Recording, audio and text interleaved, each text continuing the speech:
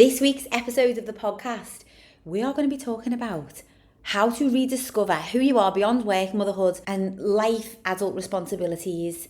Ladies, this is the ultimate identity reset, and it is going to be a powerful episode to launch you forward into the months of spring, feeling focused, feeling clear, and maybe feeling a little remotivated on the direction that you are going in. Welcome back to the Nicola Graham Podcast. I'm excited to record this week's episode. I've just got back from the gym and I normally get myself all organised and I set up my little station, and I was like, no, I need to record this and get it out there now. So I'm still in my gym clothes, if you can imagine. I'm very excited to talk to you all. I've had some great feedback from the last couple of weeks' episodes, ladies, and I felt as though this was maybe the perfect time in the year to hit that reset button. A lot of you will have got to this point, and I think even I have myself on some levels. We've got to this point now where our version of how we thought it was going to go, 2026, versus what is actually happening, it's slightly different to how we thought it was going to go. You know, the weeks roll around a lot quicker. Life, the routine, the same old, like it's harder to create change than we realised. And so we've got to look at the habits, the behaviours that are currently keeping us stuck, and we have to get ultimate clarity on where we want to get to. Who is the woman that you are becoming? You hear me talk about this a lot, I know. Please stay tuned. Some of you might be listening thinking, Nick, we hear this about the identity and just give me the diet plan, give me the right exercises, give me the magic pill, the magic formula. Ladies, I will bang this drum until day dot. There is no magic pill, there is no magic formula.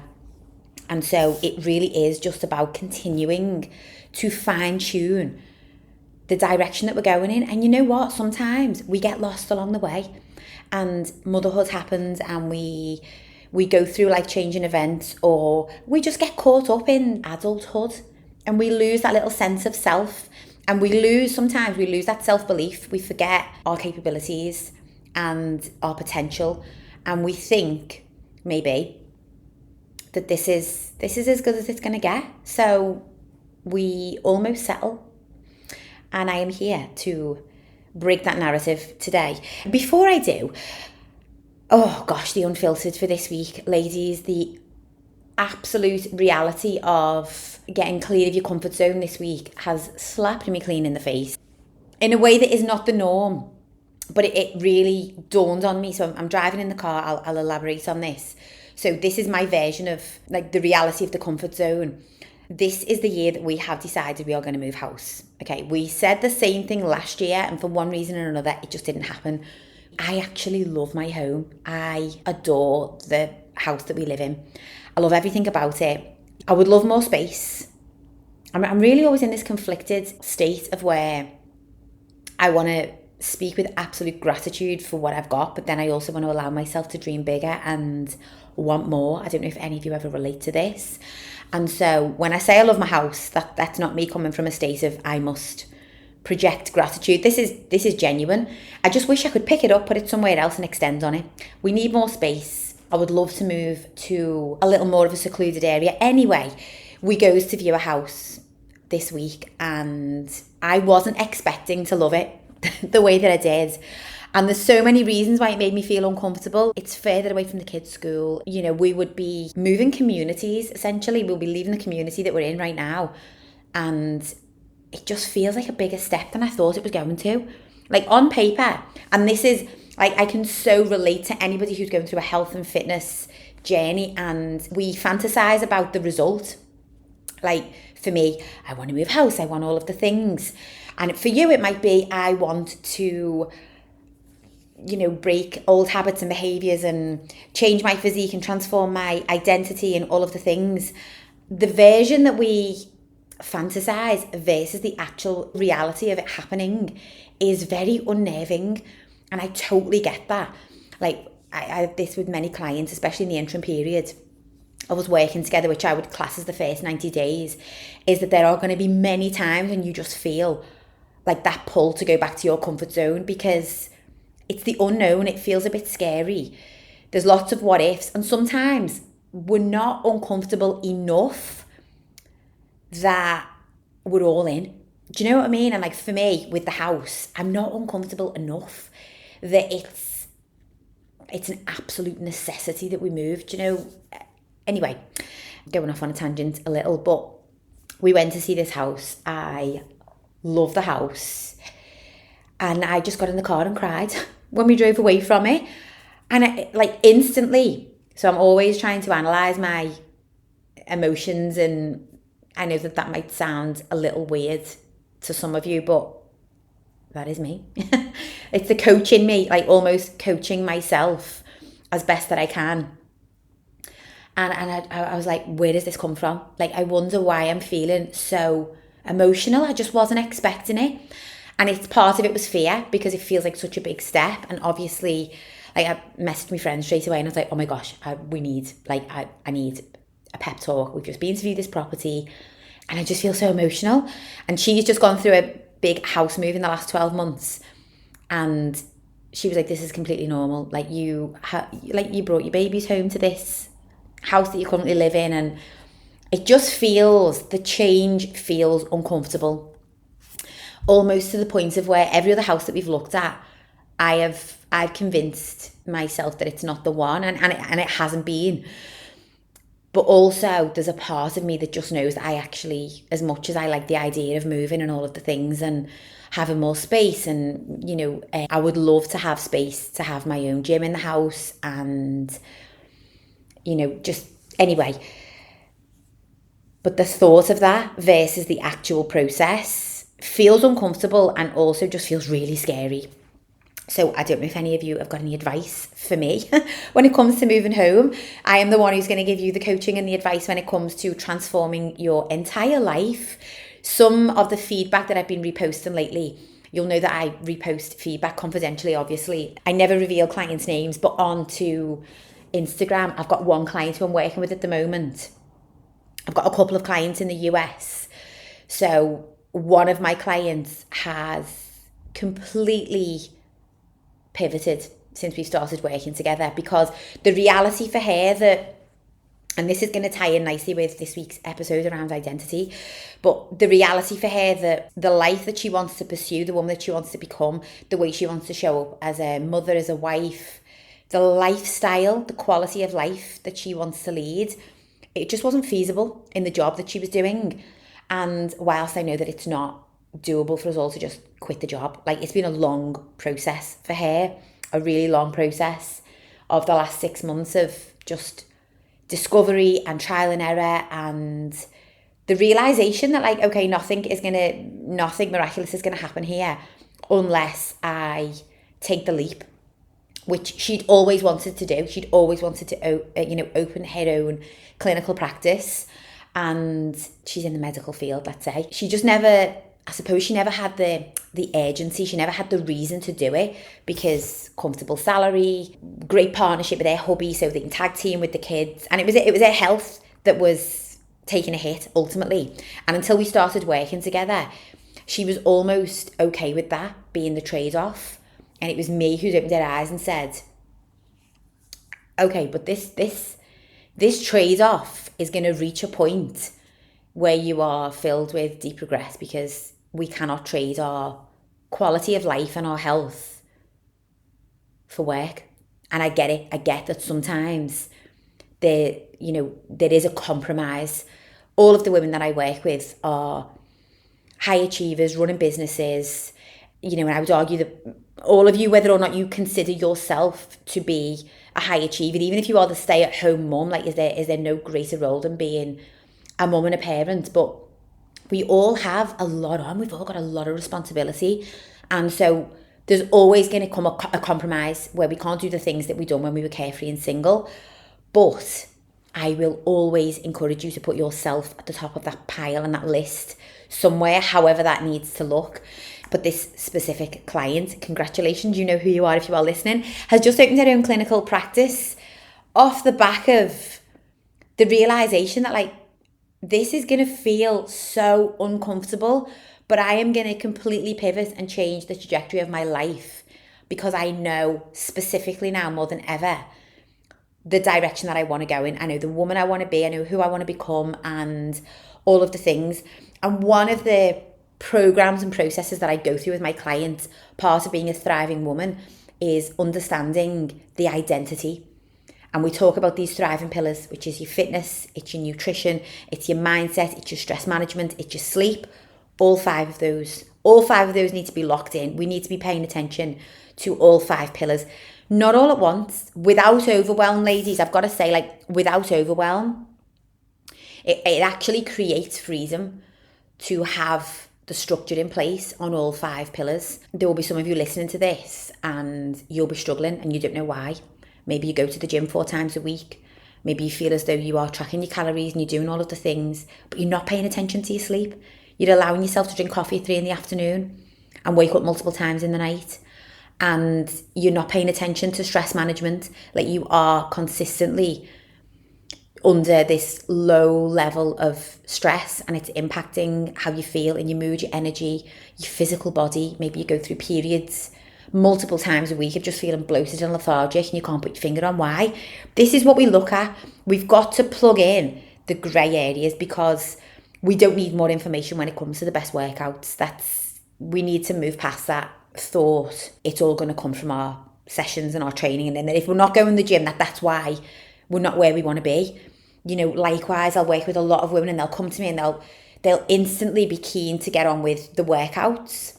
And I make it very clear that, like, I would love us to get to this stage where you are working out multiple times a week. It's part of who you are. It's part of your lifestyle. It's part of your routine. But be under no illusion, that is not the work in itself. You are not going to transform mind, body, spirit just because we plug in 3 hours a week at the gym. Like, it's so much more, and it's so much more enriching to realise that it goes beyond, like, sweating on a treadmill. Anyway, get out your pen and paper if you are listening to this week, because, or maybe your notes on your phone, or if you're listening while you're driving, just give yourself some headspace to think on these questions. Save the episode, be willing to come back to it, because this is an exercise that I actually do with my clients, and it is very much based around how to rediscover who you are beyond work, beyond motherhood, and beyond, like, adult responsibilities. So the exercise it's very much designed to help you reconnect with yourself. And ladies, we deserve that. I know that we've evolved and I know that we've got all of these other hats that we now wear, but we deserve to also have a bit of headspace and a bit of clarity for ourselves. And it doesn't matter whether you're listening to this and you are 60 years old and you're thinking, well, I am who I am and there's not much scope for me to change. Well, I would argue that every day is an opportunity, but we've got to get in the driver's seat and we've got to get really clear on who we are becoming. And then we've got to begin acting in alignment with that woman who we want to be. So we've got 3 selves. We've got our current self, we've got our past self, and we've got our future self, which is really exciting because, again, this ties into this opportunity to create the future you. Ladies, I'm sure I've said this in previous episodes, but just because you identify as the woman who lives through stress, who is in these really poor habits and behaviours, who has no self-confidence, who struggles with self-worth, who feels a certain type of way, like, just because that's been a past version of you doesn't mean that that's how you've got to live out the rest of your life. And we're allowed to evolve. Important to acknowledge and appreciate past versions of ourselves, even if that no longer serves you. And, you know, we feel that the only way forward really is to shame this past version of ourselves. And we almost sometimes, and I see this with clients, just in, like, self-talk, we speak so ashamedly of the habits and the behaviours that we've been in. And, you know, we've got ourselves in a terrible rut and we eat this way and we constantly self-sabotage and we're so reliant on chocolate, or whatever the narrative might be. But we've got to appreciate that there was a moment in time that got us into that position, and now we're ready to evolve past that, and that's okay. We've got to look back with care and grace and absolute love for every version of ourselves, but also be willing to step forward. So let's take a little couple of minutes on each version. So we've got this current version of yourself. I would love you to genuinely think on this. Please don't press stop, hit pause and go seeking out another episode that's going to give you a dopamine hit, because all that you want from a podcast is motivation. It's great to feel motivated, and I also love that, but we also have to be willing to do the work and have these conversations with ourselves. Like, this is our life. We've got the ability to transform and change, but we have to ask ourselves these questions. So have a little think. What roles takes up most of your energy right now? And that could be, well, I work 40 hours a week, and then of an evening I get back and I'm still on call and I'm still answering emails, or, you know, I'm the role of taxi driver for my kids, and I'm the chef of the house, and I also do all of the food shopping, and there'll be many different roles. But where is most of your energy spent right now? And then second to that, what would you consider to be the emotions that dominate your day-to-day experience? So think on this question and maybe even write it down. What emotions dominate my day-to-day experience? Is it anxiety? Is it feeling stressed? Is it feeling overwhelmed? Is it feeling productive? Is it feeling excited? Is it feeling happy? Is it feeling calm? You know, a whole host of these different emotions, and we cycle through, oh gosh, probably too many to mention in one day. But what do you feel dominates your day-to-day? I think this is important. What dominates your day-to-day experience? And then what habits would you say reflect your current identity? So, and this might not jump out at you straight away. So I'm trying to think of an example of some of the bigger habits. And it might be that you are in the habit of getting your 10,000 steps. You are in the habit of drinking all of the water. You are also in the habit, without realising it, of always engaging in negative conversation in the workplace, which then leads you to be in the habit of always feeling stressed of an afternoon. You might be in the habit of late night scrolling. You might be in the habit of consistently feeling as though you've never got time for yourself. You might be in the habit of eating out of the canteen, although you really want to be that woman who identifies as someone who takes in their own meals and enjoys a healthy lunch. Again, this is open to your interpretation, but what habits, genuinely think on this, reflect your current identity?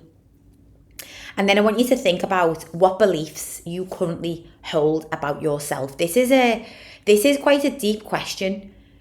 Like, genuinely, just narrow this down to three beliefs that you currently hold about yourself. And again, I'll give you some examples. So it might be the belief you can't transform until the kids are older because you don't physically have time. It might be the belief that work and your boss and the position that you hold or the business that you are running is never going to change, and you can't see any way out of the current situation that you're in, whereby you don't get a break, you can't manage to get steps, you feel under stress for the entirety of the day, you are not eating well as a byproduct, and you feel that is not going to change. There will be many beliefs. I'm trying to think of some better examples on this one. I should have really written these down. Please let me know, ladies, if you would love me to send you over this document. If you are listening to this podcast and thinking, I would love to do this as a reflection, and I would really love to carve out this future version of me, but I would love these questions, and let me know and I will send over the document. Okay, that's our current self. And some of us feel a little bit lost when we're trying to describe our current self because we don't really know how to answer any of those questions. We don't know. Life has just happened all of a sudden. And here we are, mid-40s, 2.4 children. We've got the house, the career, all of the bells and whistles.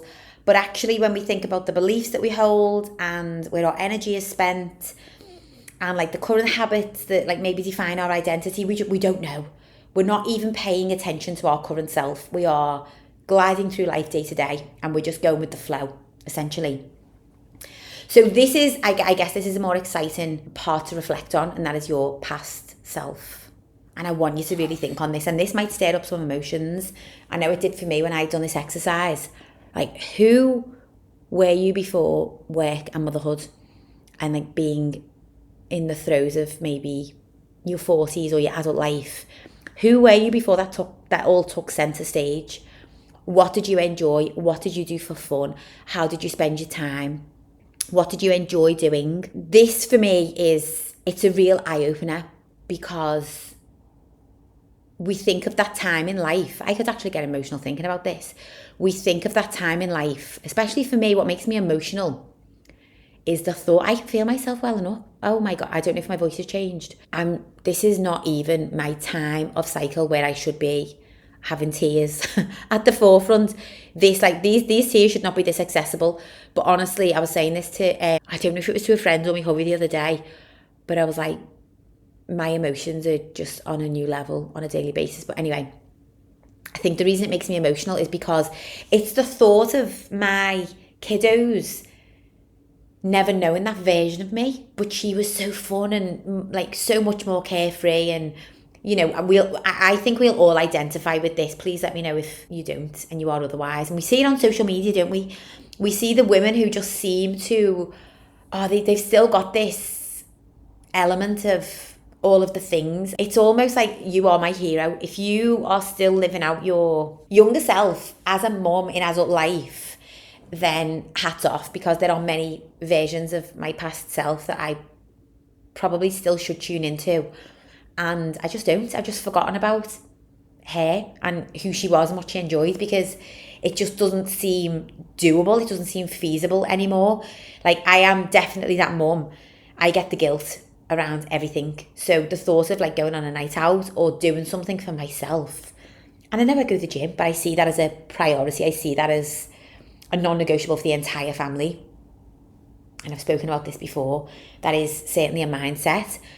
Some of you will probably say, well, Nick, going on a night out is also a non-negotiable for the family, because it's enriching your life. And I get it. I totally get it. When we look at it from this perspective, it's like, okay, so how do we manage to get it all in? But there's so much that I could speak on about the past version of me, and you might be the same listening to this. And I really want you to think on this question that I really should try and reignite, because she was way less vigilant, less cautious, more carefree. And then over time, life happens. We get a bit anxious. We start to get a bit fearful. We're just so much more aware, aren't we? Of even like the likes of, this is so simple. When me and my hubby now get on a flight, I cannot wait to get off the flight the whole time. And it's so funny, isn't it? Because as a 20 or even early 30 odd year old, I just didn't think about being on an aeroplane. Like, it was fun. Best part of the holiday is like the beginning and like the excitement. But now as a mum, and I've been exposed to all of these, you know, things that could go wrong, and it's like, oh my gosh, just get me off this flight, just get me safely on the ground in the hotel, checked in, and then I can relax. And I'm just constantly in this state of like hypervigilance. Is this motherhood, or is this just me? Please let me know that somebody else relates. I know, so my dearest friend, I say that, I don't know why I've just said that. I've got many, many dear friends. One of my closest friends, like to the point where, you know, when you've just got those friends who are like sisters, we have this conversation all of the time, because she actually went through a stage where she didn't even want to be in the car alone with her and her hubby, because she was like, well, what if something happened and it's just me and the hubs? And like, we need to be separated, so there's always one parent. Like, it's wild. It's absolutely wild to say out loud. But I also could resonate with when she was when she would describe this, and she knew that it was just so crazy to think that she could live life fearing being in the car alone with her husband, because if anything happened, then both parents would be gone or whatever. Anyway, I'm going off on a tangent. But yeah, bringing it back to the question. Who were you? What did you enjoy doing? What strengths or traits came naturally to you is another question I ask my clients, because again, this changes a lot over time. And so that probes the question, like, what parts of you have been pushed aside? I've spoken about this on the podcast before, but I used to love dressing up. Like, I was such a fashionista. I would, and like money, responsibilities, and I suppose how we prioritize, how we spend. Like, I get so much joy now out of buying something for the house or something for the kids. And I really don't take pleasure in shopping for myself anymore. Like, it's just not for me. It doesn't light me up. Versus I go shopping for the kids and I am like a kid in a toy shop. So things change and I get that. But what part of you been pushed aside? One of my goals this year, we are 6-7 weeks in, ladies, and it hasn't come to fruition yet, was to dress up more, spend more time as my alter ego and not in my gym kit. But then again, like, it's just the same as everything. Like, reality hits and you realise that, like, Nick, you are a coach at the forefront of everything. You're a coach, you're a sporty mum. And I am a sporty mum. Like, I'm the first one to say, right, kids, let's go on a run, a bike ride, a scooter ride. So this, for me, I'm sat in gym kit now as we speak, that I have just done a workout in. So sweaty gym kit at that. This is very much like, it's part of who I am. So I'm still working on this, bringing this version of me back who dresses up a little bit more. I have, however, this is going to make you laugh, I've been wearing my hair out a little bit more. Honestly, the things that make us feel accomplished is wild. But I'm a wash the hair and stick it in a ponytail and just rock on.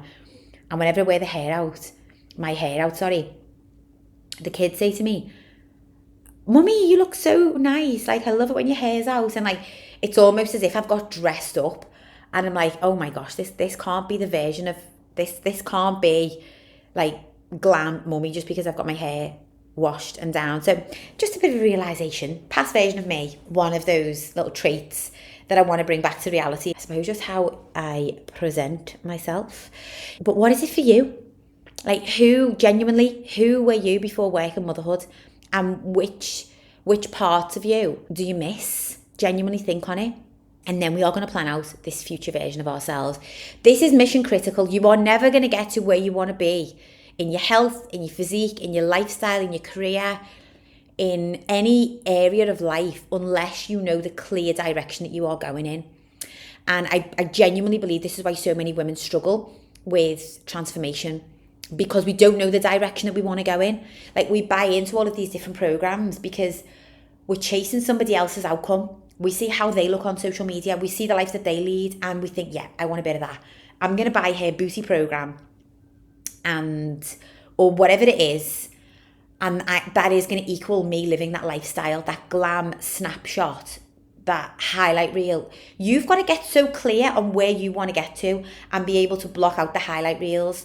I fall victim to this all of the time, by the way, but we've got to be so consciously aware that Instagram, social media, especially now with the rise of AI, is a highlight reel. Did I mention this on a podcast? I don't know if I've said this on a podcast or just to my clients. So I actually had someone reach out to me on Instagram, and she creates images, AI generated.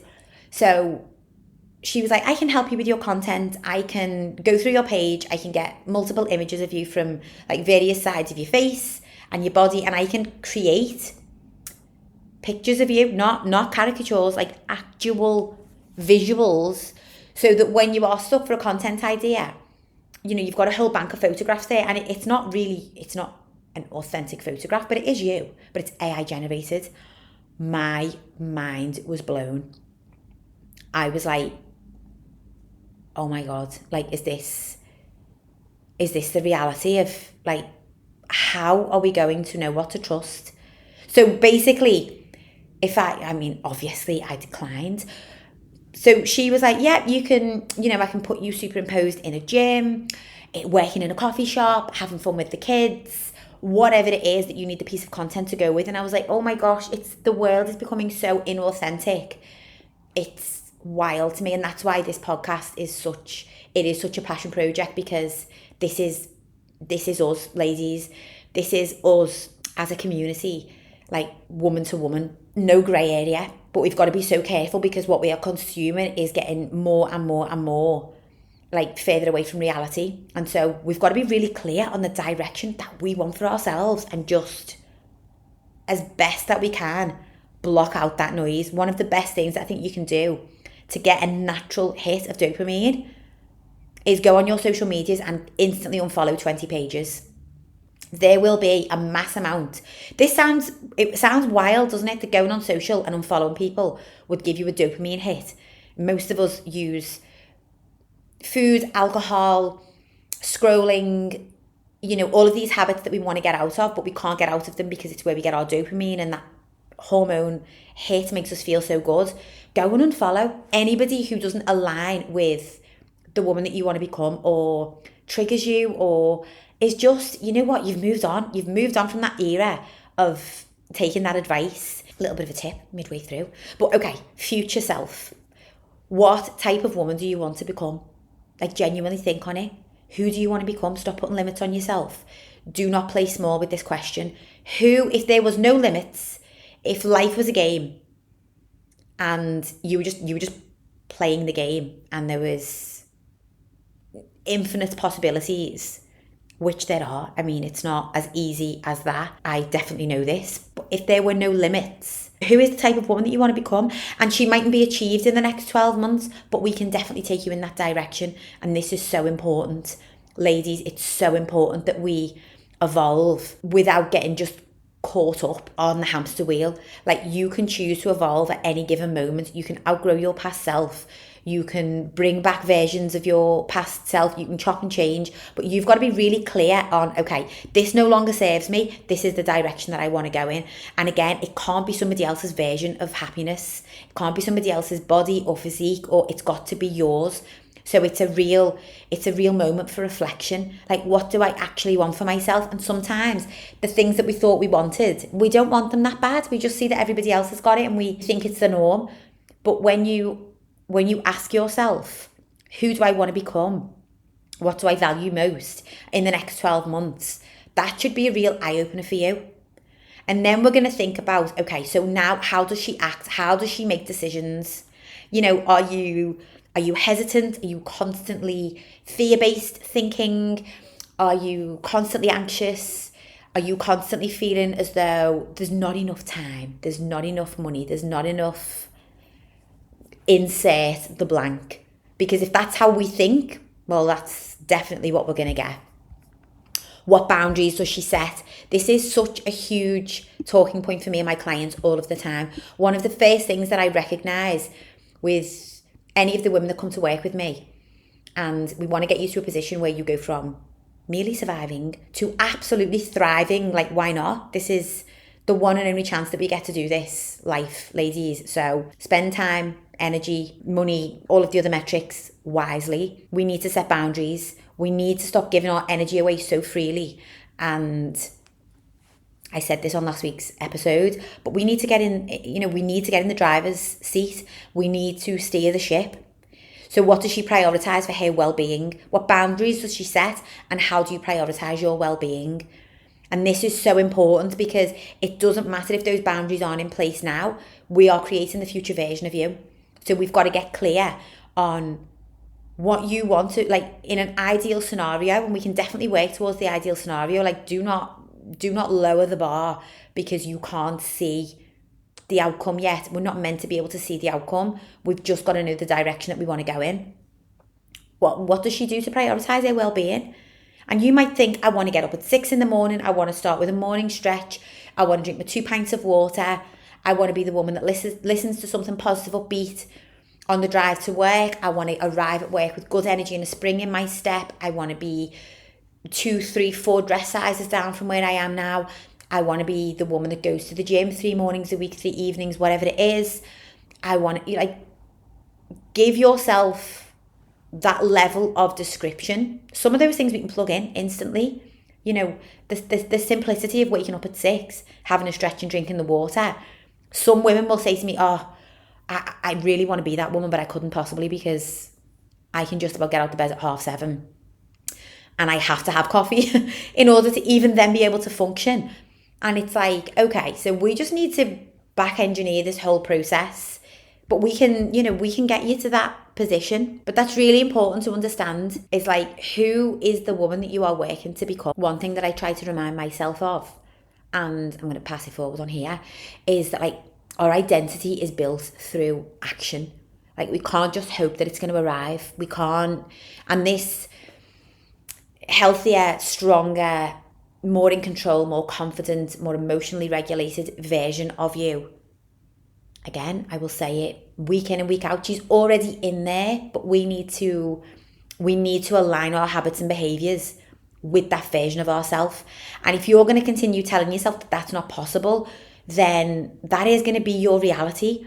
So we've got to speak life into our own lives.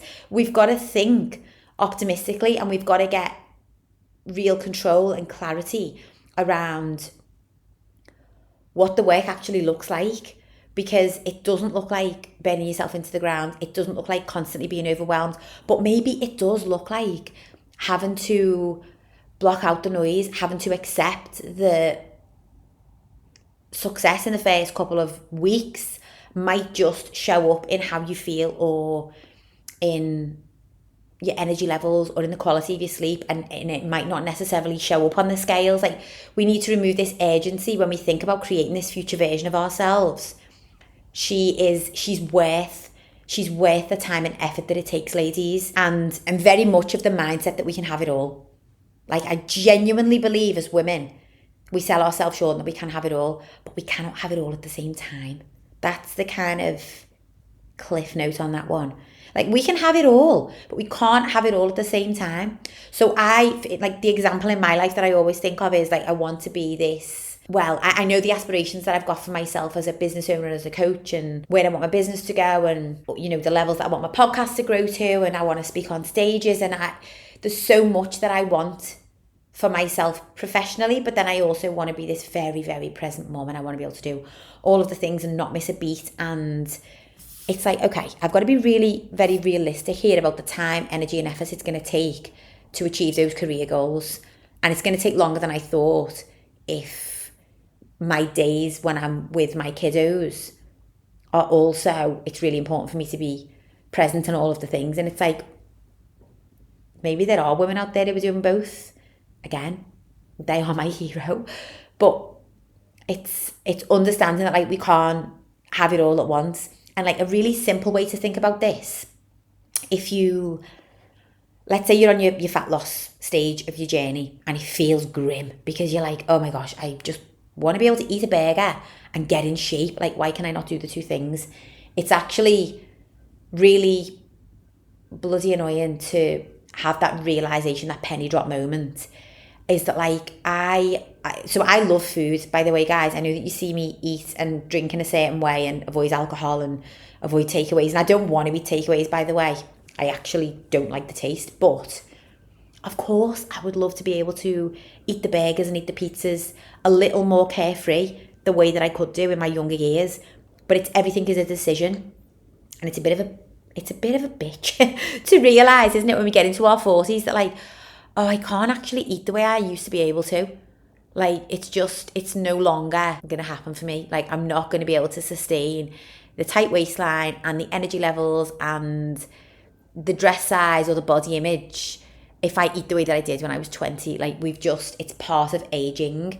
And I think it's like, we're quite ignorant to this. So, again, a lot of women will just keep going back and forth on these yo-yo diets or these radical quick fix programs, because we feel that when we get back to that weight, we can go back to eating the way that we were before. And it's like, no, nothing is going to be the same again. You have to be open to change, and we have to be willing to acknowledge that, like, maybe we can't tolerate alcohol the way that we could do 15 years ago. We can't tolerate late nights. We can't tolerate stress as much. We can't tolerate, you know, the heavy late night snacking or whatever it is. And we've got to acknowledge that.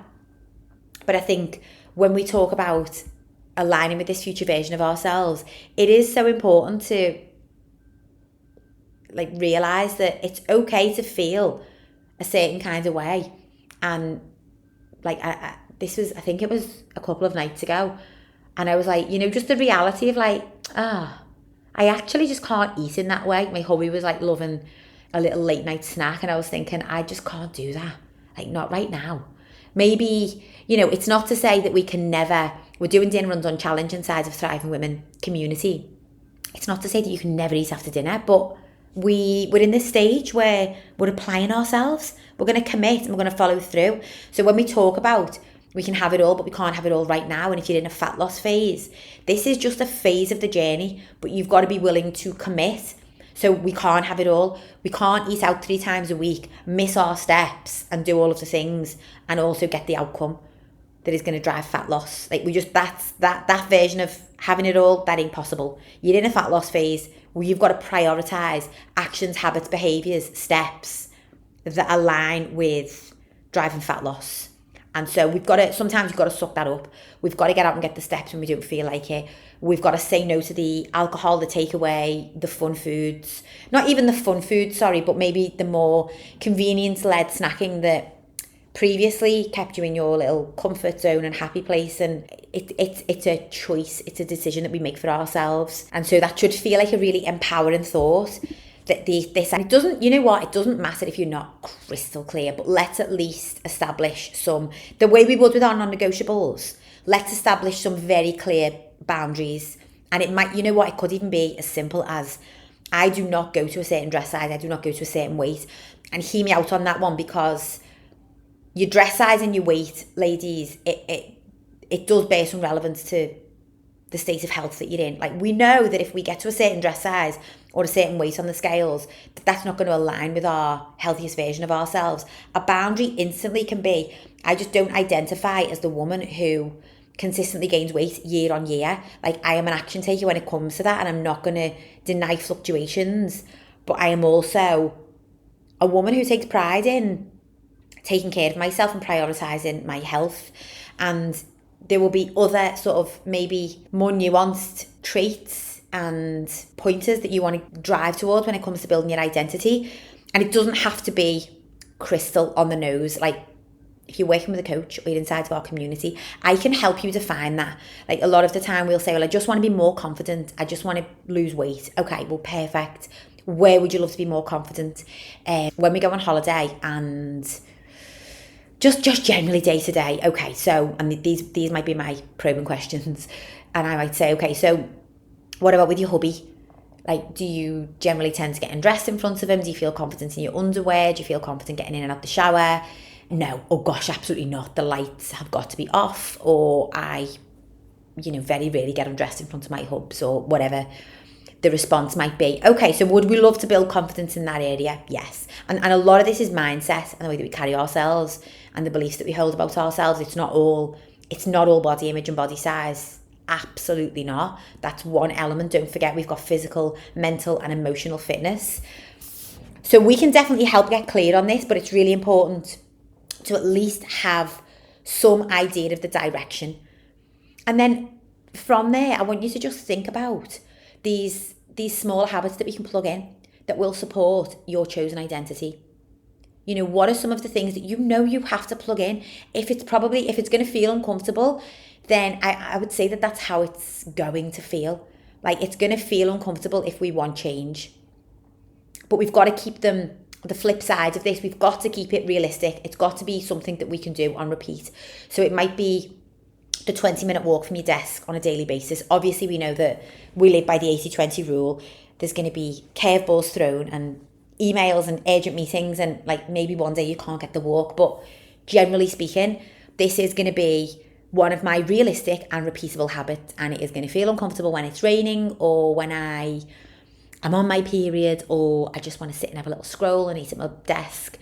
But it's realistic, like it can be done. So we build those habits, we keep them realistic, we keep them repeatable. And I think once we can get clear on this, ladies, we can stop torturing ourselves with the what if, and we can actually get to work on, this is happening for me. And it genuinely is, like, it's a daily process that you've got to go through in your mind. I've got some clients, and you might see me repost on socials, I've got some clients who, like, we've plugged in affirmations to start your day, because we have to train your subconscious mind into this, like, into a different way of thinking, because you have programmed yourself so deeply to believe that you are unable to create change, and that's just not true. That's just a belief that you are holding. And so I will wrap up this week with the reminder that we can have it all, but we cannot have it all at once, ladies.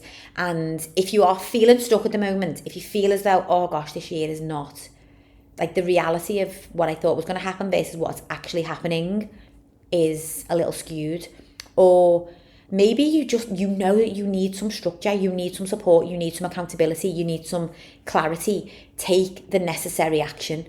Like, hoping that it's going to land in front of you or something is going to miraculously change is just wishful thinking, because nothing is going to change if we don't change. And sometimes we've got to let go of versions of ourselves that keep us comfortable. I am learning this. This is going to be the year of ultimate discomfort for me, and it feels very bloody uncomfortable. And all will be revealed. Like I'm hoping that there will be big significant changes that I'll be able to share with you all this year. And in life, business, all of the above. Like, I'm just not willing to settle, and I don't want you to. I don't want you to either. And it doesn't matter where you're at or whether you feel as though like this is it and I can't possibly fathom anything changing. Like, we've got to make the most out of the life that we've been given, and we have to lead with health at the forefront.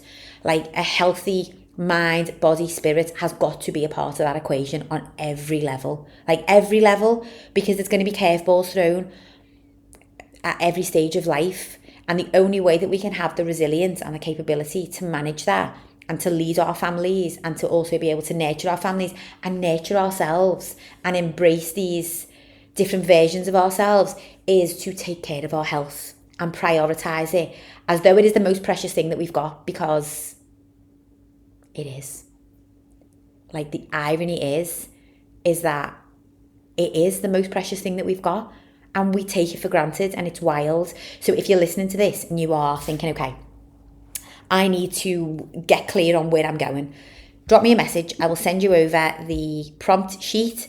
There's a couple more questions on here as well that I've not actually gone into detail on the podcast. But I will send you over the identity reset. And any other resources that you've not yet had a chance to look through, if you're inside the Thriving Women community, like, have a little look, have a nose around, check out some of the resources, make sure that you are putting them to good use.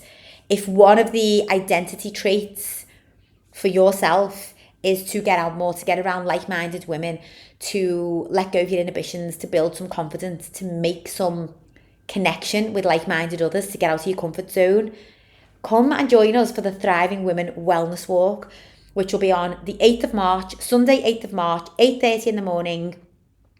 We're going to be on New Brighton Waterfront. Just a couple of hours of getting our fresh air, getting our steps, having good conversation, like getting around your people. We're going to get coffee on the way. And you know what? We're going to get home. It'll be mid-morning by the time that we get back. We'll still have the entire rest of our day. And I would love you to consider that as one step closer to the woman that you are working to become.